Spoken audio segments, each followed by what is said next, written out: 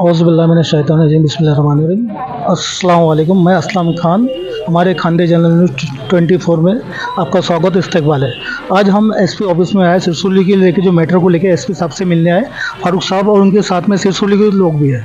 फारूक साहब से हम पूछते हैं, साहब आप निवेदन किस बात में देने आए? और सिरसोली में जो घटना हुई है और मीडिया ने और सभी ने एक तरफी न्यूज़ ऐसी लगाया है कि मिरवणूक पर मुस्लिम समुदाय ने हल्ला किया।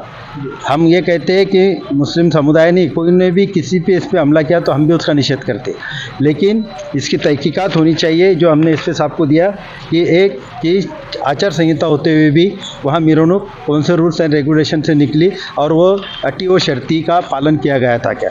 दूसरी हमने डिमांड की कि आचार संहिता की मिरवणूक होते हुए भी वहाँ पे जो घटना घड़ी उसकी चौकसी पूरी के पूरी डिटेल होनी चाहिए।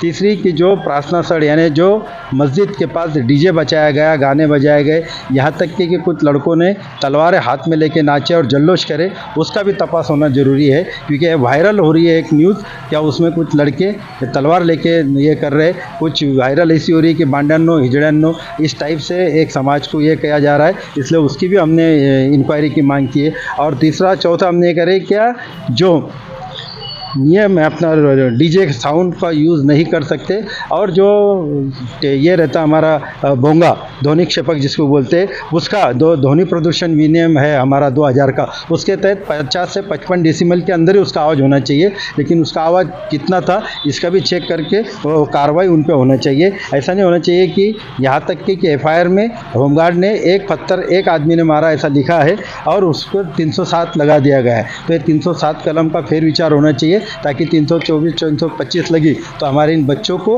रिहाई जल्दी से हो सकती है, उनका रमज़ान, उनकी तरावी और उनके ईद अपने सुकून से हो सकती है, ये डिमांड करें। और साथ में हमने ये बोले उनको कि भाई जो नमाज में थे तरावी में, उन लोगों को बिठा के गाड़ी में ला के MIDC पुलिस स्टेशन में अटक करी गई। अगर जो कोई पत्थर मारता है तो वो मस्जिद में नहीं जाएगा, वो तो भाग जाएगा ना। तो वो जो लोग नमाजी थे, जो निष्पाप लोग थे, उनको गुनहगार बताते हुए उन पर 307 353 जैसा सीरियस ऑफेंस लगाया गया।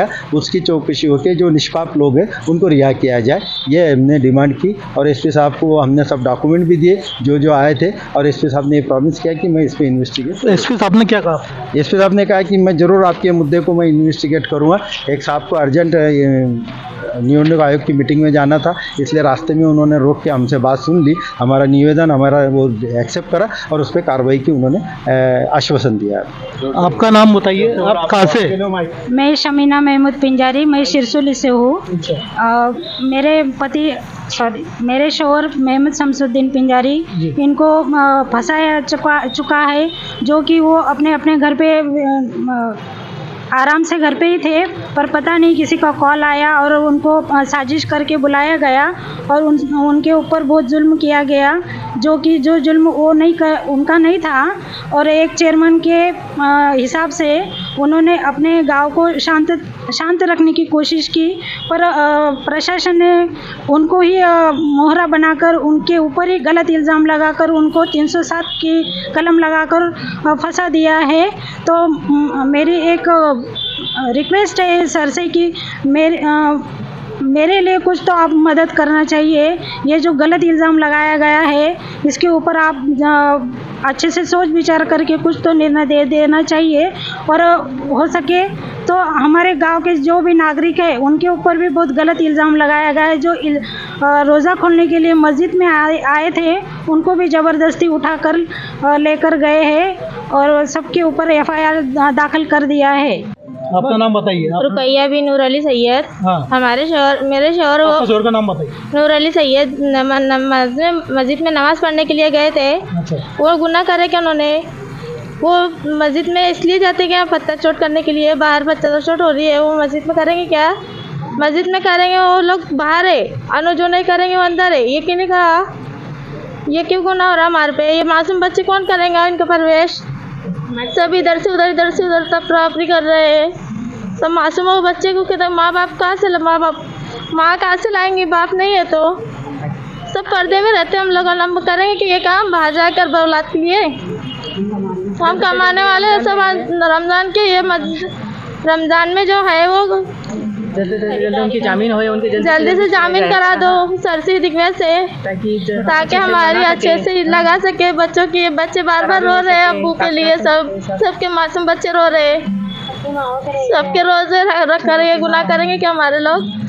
हमारे मुस्लिम भाई बहन इतनी कुप्पार नहीं है। आपका नाम बताइए। तरन्नुम निजामुद्दीन बिंजारी है जी।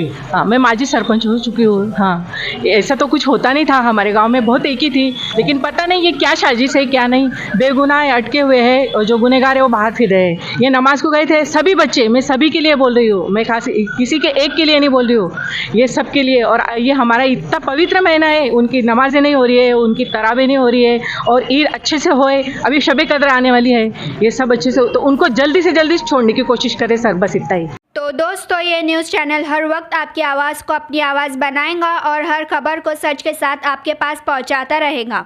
हर खबर आपके पास पहुंच सके, इसलिए इस चैनल को सब्सक्राइब, लाइक और शेयर ज़रूर कीजिए। फिर मुलाकात होंगी सच के साथ आपके पास नई खबर के साथ।